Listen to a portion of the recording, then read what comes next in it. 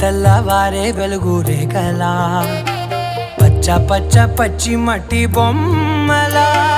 అల్లి బిల్లి వెన్న పాల నురగలా అచ్చ తెలుగు ఇంటి పూల కొమ్మలా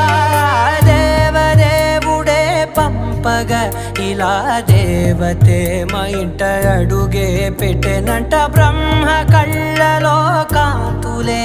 మా అమ్మలా మా కోసం మళ్ళీ లాలి పాడేనంట.